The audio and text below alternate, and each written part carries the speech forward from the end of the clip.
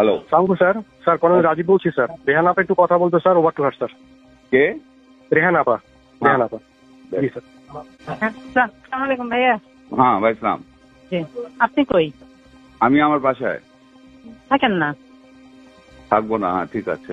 হ্যাঁ, কি আমরা অবস্থা? আমরা অন্য জায়গায় আছি। আমরা মানে ববি টিউলিপকে কনভিন্স করছে তো ফোন না করতে পারলেও আল্লাহ যদি বাঁচায় রাখে কথা হবে। তো তোমরা অন্য জায়গায় চলে গেছো, আপাও গেছে। জি ভাই, তো আপনি তো আমি আমরা যদি বাইর হইতে পারি আমরা বের হয়ে যাবো। আনিসুল হককেও বের করে ফেলিস সাথে। হ্যাঁ হ্যাঁ, যেটা হয় আপনি ইমিডিয়েটলি ওই যে সায়ান আর জয় যেটা বলছে আপনি ওইটা করেন। ঠিক আছে, এক সেকেন্ডও দেরি করেন না, কারণ শম্পার বাসায় গেছে, ফটো তুলছে এবং চারিদিকে মানে সাদা ঝোপা পড়া দাঁড়িয়ালা এই আর কি। তো ইউ শুড লিভ মানে যত তাড়াতাড়ি সম্ভব।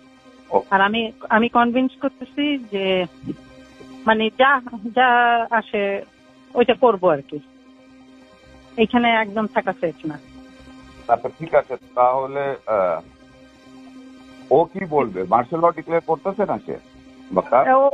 ওইগুলো এখন কাম দিয়েন না, ইউ শুড লিভ ইমিডিয়েটলি। ওকে, জি ভাইয়া, ফি আমানিল্লাহ, দোয়া করেন। প্রিয় মানুষ।